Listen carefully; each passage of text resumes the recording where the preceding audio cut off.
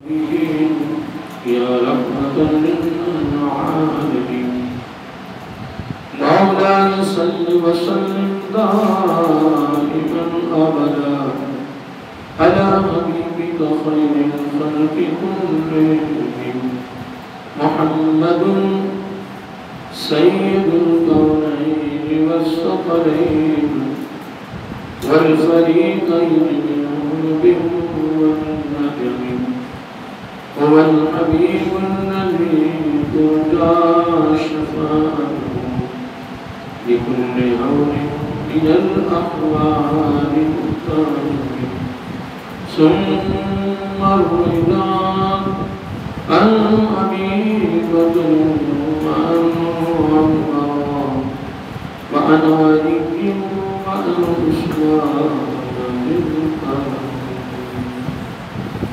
نہایت من بڑے تمام محترم مکرم معزز سامع حضرات اور عزیزان گرامی قدر،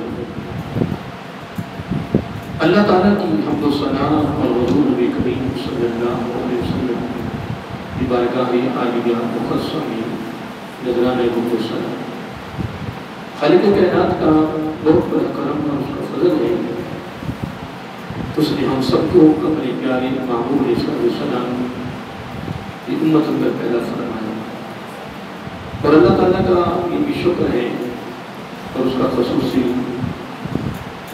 احسان ہے کہ اس نے اپنی توفیق اور اپنے محبوب علیہ السلام کے توسل سے ایمان جیسی عظیم الشان نعمت سے مالامال فرمایا۔ الحمدللہ دربار عالی صوفی بات جامع مسجد میں جمعۃ المبارک کی ادائیگی کے لیے ہم حاضر ہیں۔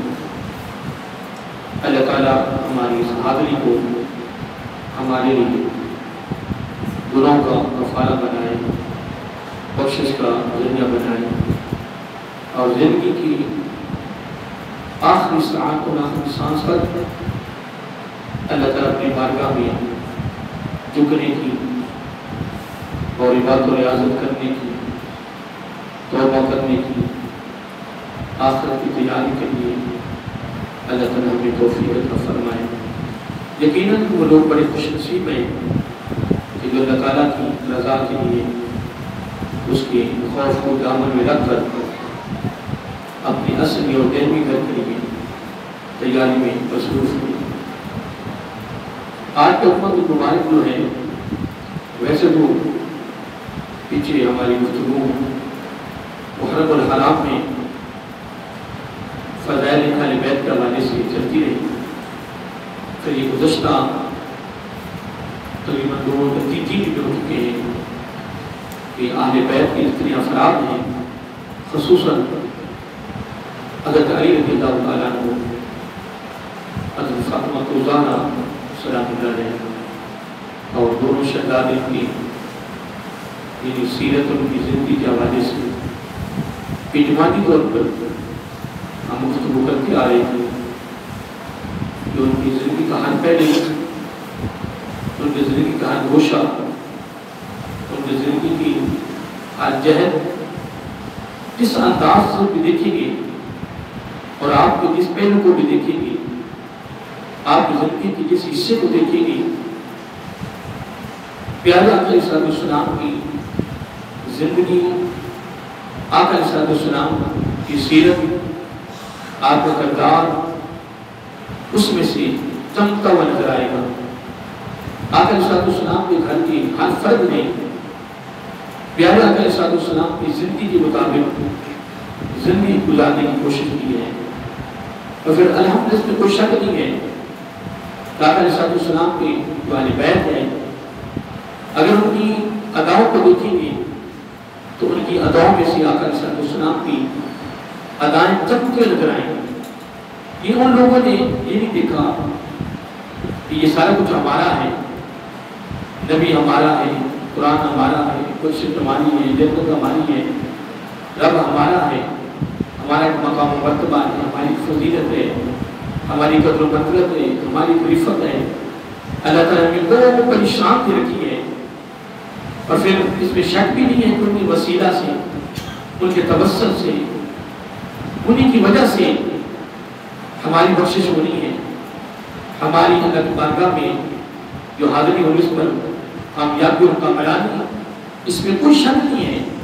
کوئی مانے یا نہ مانے، اسی خاندان کا صدقہ میں ملنا ہے.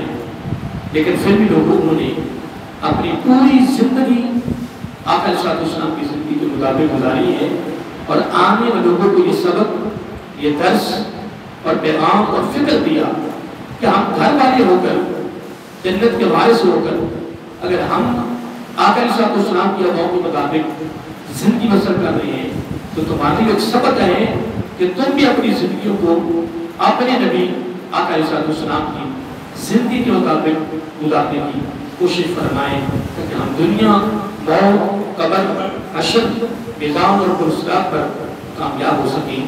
اللہ تعالیٰ کی بارگاہ میں یہ دعا ہے کہ اللہ تعالیٰ ہمیں ان خصوصی باتوں پر عمل پیرا ہونے کی توفیق عطا فرمائے. تو یہ ہمارے پروگرام چل رہا تھا. تو آج کے جمعہ میں نے تھوڑے سے وقت کے لیے مخصوص کیا ہے کہ حضور علی حضرت بخش علامہ کے اس مالک مناسبت سے ایک دو باتیں چلو ہم ان کی پوری زندگی میں سے اصول برکت کے لیے اپنی حاضری لگوانے کے لیے انشاءاللہ لے رہے ہیں. ویسے تو حضور علی حضرت بخش علامہ کی اگر پوری زندگی کو دیکھتے ہیں تو میرے خیال میں ہم اس کے قابل نہیں ہیں کہ ہم ان کی زندگی بیان کر سکیں، پھر ان کی زندگی پر عمل کر سکیں. اور الحمدللہ میں کوئی شک نہیں ہے کہ حضور علی حضرت بخش علامہ بھی آقا علیہ السلام کے خاندان میں سے ہے، ایک علاقہ کی آل میں سے ہے. اور میں بڑا مطالعہ اس پر کیا ہے کہ والدہ کی طرف سے، والد صاحب کی طرف سے، تو الحمدللہ جس حد تک میری تحقیق ہے کہ حضور علی حضرت بخش علامہ والدہ کی طرف سے بھی سید ہیں اور والد صاحب کی طرف سے بھی سید ہیں. یہ قول میں نے سنا ہے لیکن میں نے خود ابھی تک نہیں پڑھا اور نہ میں نے بیان کیا ہے. اور میں یہ بیان اس لیے کر رہا ہوں کہ میں نے یہ قول سنا ہے کہ حضور غوث اعظم حضور عبدالقادر جیلانی الحسنی الحسینی رحمت اللہ تعالیٰ، کیونکہ وہ بعد میں آئے ہیں. یہ تقریباً 400 ہجری میں ان کی پیدائش کی ولادت ہوئی ہے اور وہ 470 ہجری میں ان کی پیدائش ہوئی ہے الجلان میں. تو یہ علاقہ حجویر ہے، اس میں ان کی ولادت ہوئی یعنی افغانستان میں. تو میں نے یہ قول خود ابھی نہیں پڑھا لیکن سنا ہے اہل علم سے کہ حضور غوث اعظم علیہ السلام کا قول ہے کہ اگر میں ان کی زندگی میں ہوتا تو میں ان کا بیعت کرتا، یعنی ان کی عقیدت اور ان کی محبت میں حاصل کرتا. یعنی بڑا مقام ہے. میں ایک ادنا سے طالب علم نے جس حد تک مطالعہ کیا ہے کہ حضور علی حضرت علیہ السلام کا جو مقام ہے ہمیں اس کی قدر ہی نہیں ہوتی حقیقت ہے، اور اب بھی قدر نہیں ہوتی. اور پھر جن کو قدر ہوئی ہے پھر انہوں نے وہاں ڈیرے جما لیے اور وہاں سے اس وقت تک نہیں اٹھے جب تک صاحب بیدار کی حضر کرم نہیں اٹھنے کی کوشش ہی نہیں کی.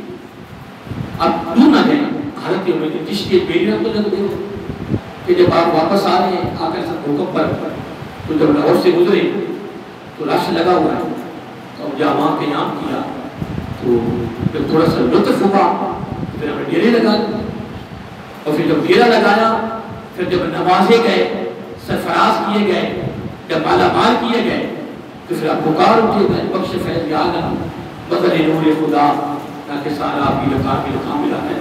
پھر آج ان سے یہ خود بخود جملہ نکلا. کیوں نکلا؟ اس لیے کہ آپ کو نوازا گیا اور اتنی دولت آپ کو میسر ہوئی کہ آپ کے منہ سے آج لوگوں نے یہ شعر کو بدل دیا کہ گج بخش فیض عالم فقط ذات خدا.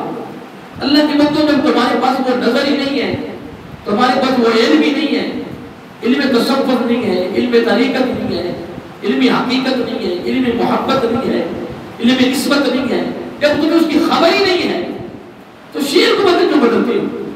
یعنی وہ شعر تو ہمارا اور شعر وہ ہے جس کو وہ بھی اللہ کے ولی مانتے ہیں.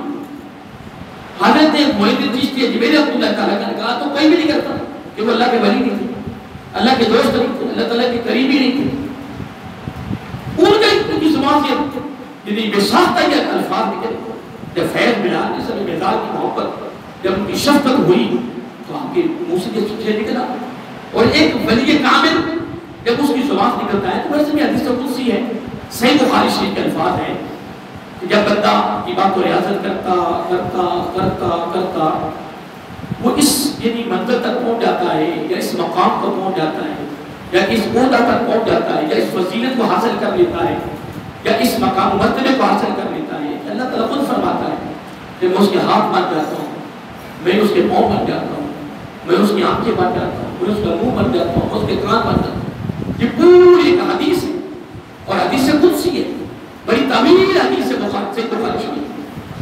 پھر اس کا بولنا، اس کا سننا، اس کا دیکھنا، اس کی گرفت، اس کا چلنا کیا ہو جاتا ہے کہ سارے عمل کے اندر اللہ تعالیٰ کی رضا شامل ہو جاتی ہے۔ کہ جب وہ بولتا ہے اس کی زبان پہ خود خدا بولتا ہے، جب وہ کہتا ہے تو اس کی زبان پہ اللہ تعالیٰ خود فرما رہا ہے، خود کہہ رہا ہے۔ تو جب بھی اللہ کے ولی نے پیشاب کہا جب اس کی زبان سے جب فیض ملا، جب وہ صاحب مزاج کی توجہ ہوئی، جب سرفراز کیے گئے، نوازے گئے، مالا مال کیے گئے، ان کے دامن کو بھرا گیا، جب لطف ملا، سرور ملا، سکون ملا، تو آپ کے منہ سے الفاظ نکل گئے ان کی محبت میں، ان کے پیار میں۔ اگر الفاظ نکلے ہیں تو اللہ کے ولی کی زبان پر جب رب خود بولتا ہے تو پھر یہ ہے کہ یہ ہمارا عقیدہ ہے، یہ ہمارا ایمان ہے۔ اور ہم الحمدللہ بربلا کہتے ہیں کہ عالم کائنات میں اگر کوئی نبی ہے، کوئی صحابی ہے، کوئی تابعی ہے، کوئی تبع تابعی ہے، کوئی ولی ہے، کوئی ابدال ہے، کوئی کتب ہے، کوئی مجدد ہے، کوئی شیخ الحدیث ہے، کوئی شیخ القرآن ہے، اور کوئی مجتہد ہے، کوئی فقی ہے، جتنے مقامات ہیں ان تمام مقاموں پر جتنی فضیلتیں، جتنی قدر و منزلت، جتنا مقام و مرتبہ، جتنے عہدے، یہ جو کچھ بھی میسر ہے کسی کا ذاتی کچھ بھی نہیں ہے، یہ رب کی عطا۔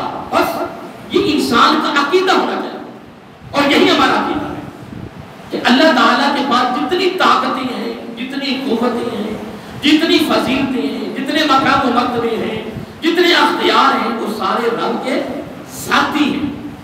یہ عقیدہ ہونا چاہیے رب کے، بولیے رب کے، تھک تو نہیں گیا رب کے ذاتی اپنے، کسی کے نہیں دیے ہوئے، لیکن مخلوق میں سے وہ انبیاء کا گروہ ہے، وہ صحابہ کرام کا گروہ ہے، تابعین تبع تابعین کا گروہ ہے، اولیاء کرام کا گروہ ہے، فقہاء کا گروہ ہے، محدثین مفسرین کا گروہ ہے۔ ان کی ہاں جتنی بھی عطا ہے، جتنی بھی عنایات ہیں، جتنی فضیلتیں ان کو ملی ہیں، وہ ساری کی ساری رب کی عطا ہے۔ کسی کا ذاتی اختیار نہیں ہے، ہر کوئی رب کی عطا پر ہی چل رہا ہے، اور رب کے ہاں کسی کی مجال نہیں ہے کہ وہ من مرضی کرتا ہے۔ اس لیے اللہ تعالیٰ کی یقین فیصلہ ہے کہ جب میرا بندہ میری بات و ریاضت کرتا کرتا کرتا وہ میرے اتنے قریب ہو جاتا ہے کہ وہ میرا ہو جاتا ہے اور میں اس کا ہو جاتا ہوں، تو پھر جس کو رب کا ہو جائے تو جس کا رب ہو جائے تو پھر اس کا بولنا بھی رب کا بولنا ہے، اس کا دیکھنا بھی رب کا دیکھنا ہے، پھر اس کا سننا بھی رب کا سننا ہے، اس کی گرفت بھی رب کی گرفت ہے، اس کا چلنا بھی رب کا چلنا، اس کی گفتگو رب کی گفتگو ہے، اس کا کوئی عمل، اس کا کوئی فعل، اس کا کوئی کام، اس کی کوئی ادا، اس کے خیالات، اس کے نظریات، اس کی سوچیں، سارا کچھ اللہ تعالیٰ کے تابع ہو جاتا ہے۔ یہ کلیہ یاد رکھیے، اللہ تعالیٰ کے کیا تابع ہو جاتا ہے، وہ اللہ تعالیٰ کی اتباع میں چل رہا ہوتا ہے، وہ اپنی مرضی سے کوئی کام بھی نہیں کرتا۔ اس لیے اللہ تعالیٰ کا بھی فیصلہ ہے ان عبادی لیس لک علیہم سلطان۔ جب شیطان نے کہا کہ اس آدم علیہ السلام کی وجہ سے میں جنت سے نکالا گیا ہوں، دھتکارا گیا ہوں، میں ذلت و رسوا میں پھنسا گیا ہوں، اس نے کہا مولا میں بھی ایک چوراہے میں بیٹھ جاؤں گا۔ یہ سورۃ اعراف آسمان پر اٹھا کے دیکھیں، پہلے رکوع کے اندر اپنے ساری چیزیں بیان کرتی ہیں، میں تو مفہوم پیش کر رہا ہوں، میں بیٹھوں گا اور لوگوں کو پکڑ پکڑ کے جنت کے راستے سے دوزخ کے راستے پہ لگاؤں گا۔ لیکن قربان کیا ہے؟ اللہ تعالیٰ نے عظیم فیصلہ فرمایا، فرمایا ان عبادی لیس لک علیہم سلطان۔ رب نے عظیم فیصلہ کر دیا، شیطان تیری کیا ضرورت ہے کہ تو میرے بندوں پہ قبضہ کرے؟ رب فرمایا ان عبادی، بے شک جو میرا بندہ لیس لک علیہم سلطان، تو کبھی بھی اس پر سلطانی نہیں کر سکتا، تو کبھی بھی اس پہ حملہ نہیں کر سکتا، کبھی بھی اس پر قبضہ نہیں کر سکتا۔ جو میرے ہیں وہ میرے ہیں، تو کبھی بھی ان کو تو پھر تو بھی سن لے، جو تیرے ہیں ان کو بھی اور تجھے بھی پھر قیامت کے دن ان کا جو میں نے حشر کرنا ہے وہ دوسروں کا ٹھکانا ہے۔ اس لیے محترم جو میں ابتدائی باتیں کر رہا تھا وہ یہ کہہ رہا تھا کہ اللہ تعالیٰ کا جب بندہ ہو جاتا ہے، اللہ اس کا ہو جاتا ہے، پھر اس کا ہر عمل اللہ تعالیٰ کی رضا کے مطابق ہوتا ہے۔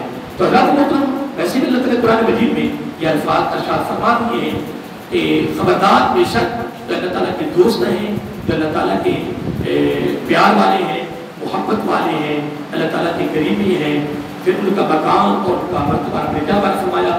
فرمایا سن لے لا خوف علیہم ولا هم یحزنون، نہ دنیا میں غم ہے نہ آخرت میں غم ہے، نہ دنیا کا خوف ہے نہ آخرت کا خوف ہے، جو رب کی ہو گئے ہیں رب ان کا ہو گیا ہے۔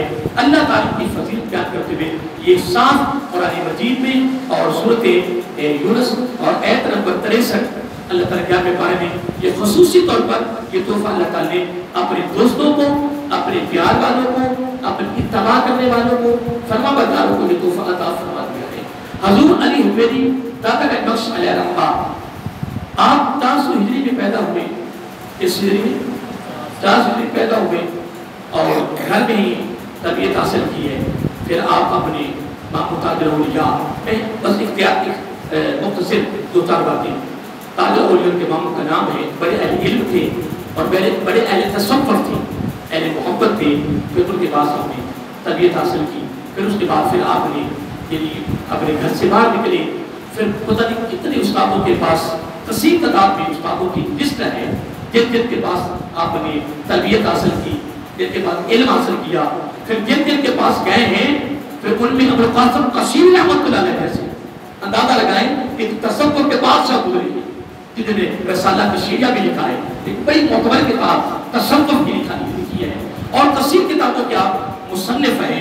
یعنی ان جیسے استادوں کے پاس آپ تعلیم حاصل کرتے رہے، پھر ملک شام تک، کہاں افغانستان یا کہاں علاقہ حجویر، یہاں سے ملک شام تک آپ مختلف ان استادوں کے پاس، مختلف اہل طریقت کے پاس، اہل تصوف کے پاس آپ علم حاصل کرتے رہے۔ پھر ابو الفضل خطی رحمۃ اللہ تعالیٰ جب ان کے پاس ٹھہرے، پھر ان کی زندگی کو دیکھا، ان کی سیرت کو دیکھا، ان کے اعمال دیکھے، ان کا اٹھنا بیٹھنا دیکھا، ان کی خوبصورت سیرت کو دیکھا تو آپ یعنی بڑے متاثر ہوئے۔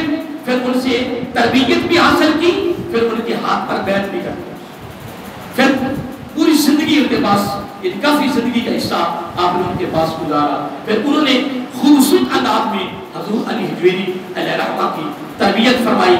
پھر آپ الحمدللہ ویسے بھی گھر سے بھی الحمدللہ تربیت حاصل کی، پھر مادر ذات اللہ تعالیٰ نے آپ کو ولایت عطا فرمائی۔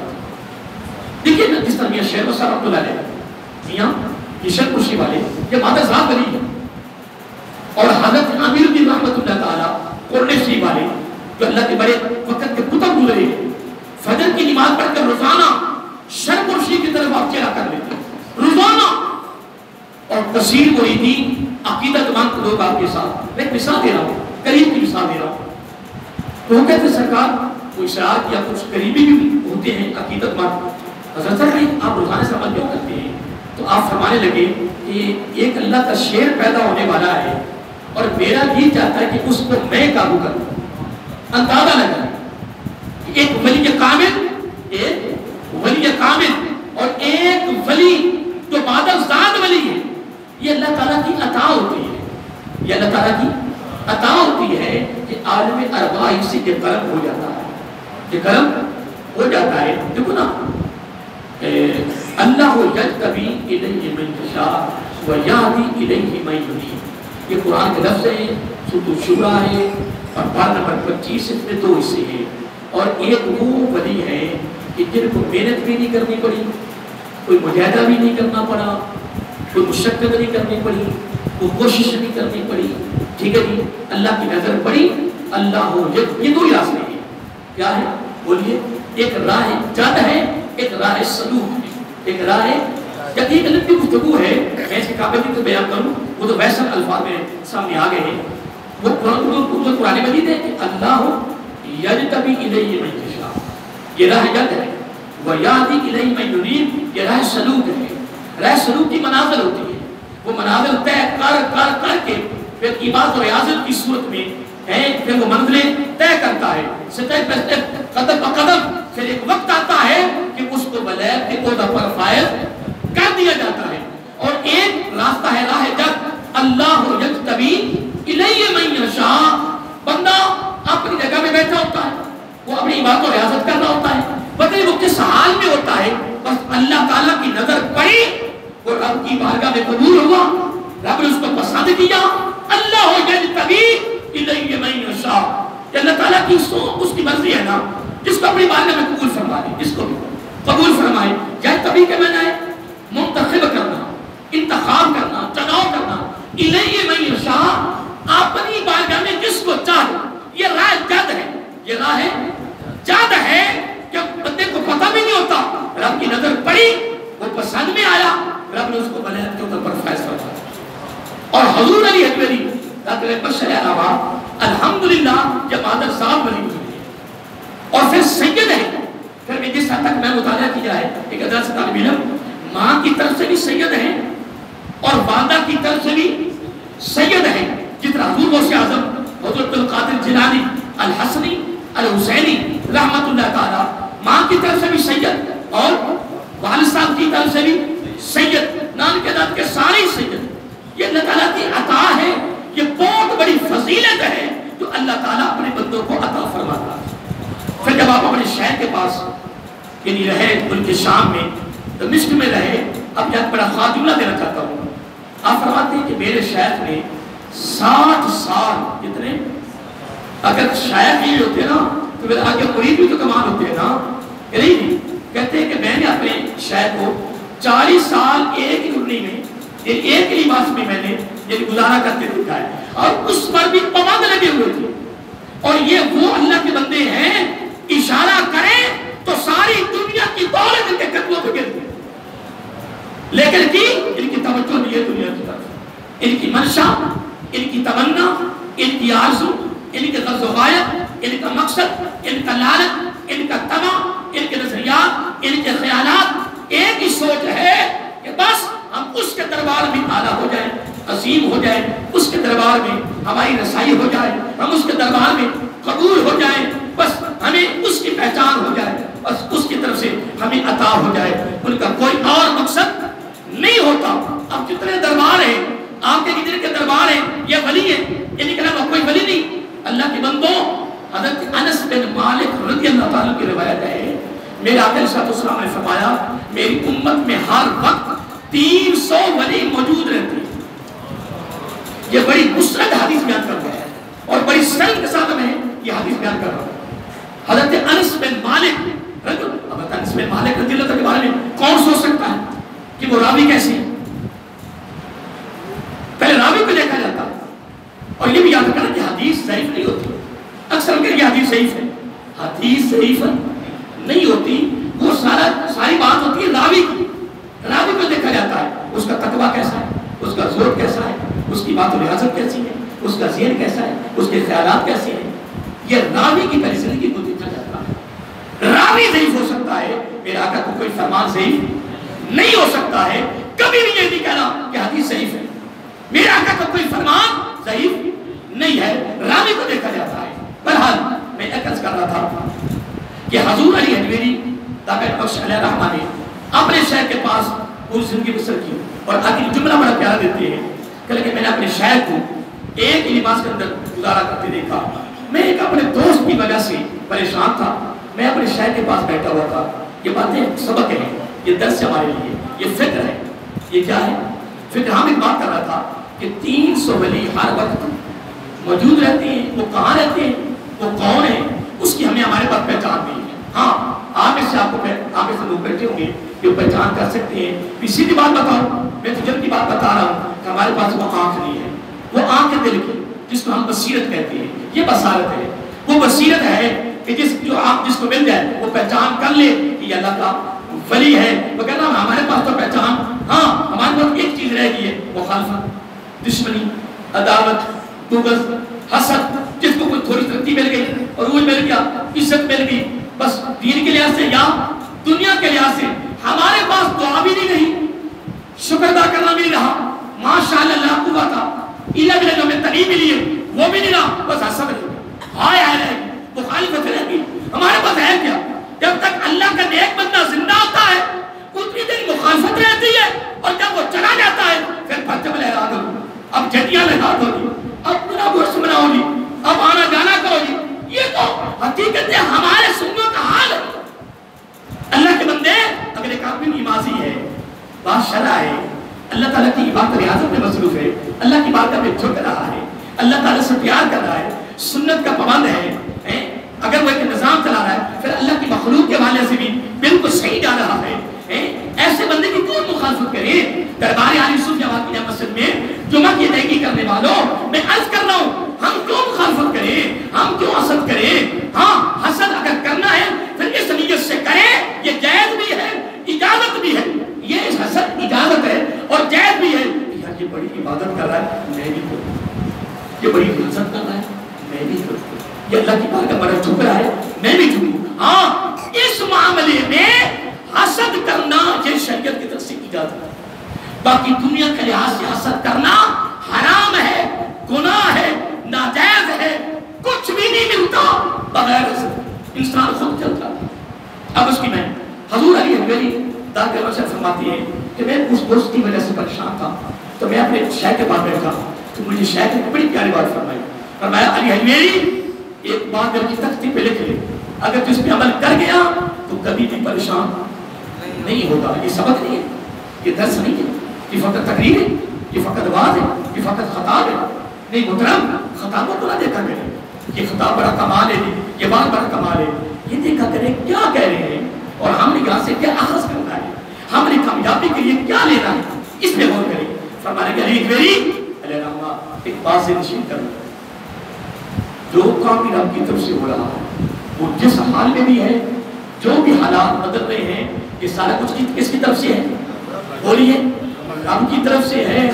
دل کو قابو کرنا ہے، اس کو یعنی برداشت کرنا ہے اور کہنا یا اللہ میں تیری رضا پر راضی ہوں. بس اے علی حجویری بس یہی تیری دنیا کی کامیابی ہے، یہی تیری آخرت کی کامیابی ہے. پھر حضور علی حجویری علیہ رحمہ خود فرماتے ہیں کہ میں نے پوری زندگی اپنے شیخ کے اس قول پر عمل کر کے دیکھا اور کبھی زندگی میں مجھے ناکامی نہیں آئی ہے.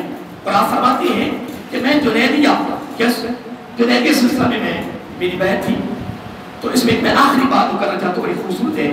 ویسے تو حضور علی حجویری کا شہنامہ کس مقصد کے لیے آئے وہ مقصد سب جانتے ہیں. کیا مقصد تھا، کس لیے آئے، کیا کیا، کیا زندگی تھی، کیا سیرت تھی، کیا پیغام تھا، کیا درس تھا، کیا فکر تھا، کیا لوگوں کو دیتے رہے، کیا لوگوں سے لیتے رہے، وہ سب کو پتا ہے کہ ان کا آنا یا ڈیرا لگانا خدا کی قسم صرف اور صرف اپنے نانا جان کی تعلیم کو لوگوں تک پہنچانے کا مقصد ہے کہ لوگوں کی تربیت ہو جائے، اصلاح ہو جائے. آپ خود بیان کرتے ہیں کہ میں جنیدیہ یعنی سلسلے میں داخل تھا تو میرے شیخ نے مجھے یہ بات سنائی کہ حضرت جنید بغدادی علیہ رحمہ اپنے ماموں جان حضرت سری سکتی رحمۃ اللہ تعالیٰ کے مرید تھے. اور حضرت سری سکتی علیہ رحمہ فرماتے ہیں کہ گو جنید بغدادی میرا بھانجا بھی ہے، میرا مرید بھی ہے، لیکن مجھ سے فضیلت میں آگے چلا گیا. یہ آپ کا قول ہے.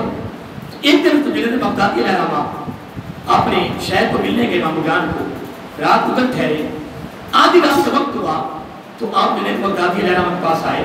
یہ ابھی تقریب آپ کی جملہ سننے والا ہے. ان کے قریب آئے اور آ کر فرماتی جنید میں جاگ رہا تھا. میں نے کہا ماموں جان حکم. فرمایا سو رہے ہو؟ نہیں ماموں میں جاگ رہا ہوں. فرمایا کھڑے ہو جاؤ. میں کھڑا ہوا. فرمایا بیٹھ گئے. کہنے لگی ابھی ابھی رب نے مجھے اپنے دربار میں کھڑے کیا. کیا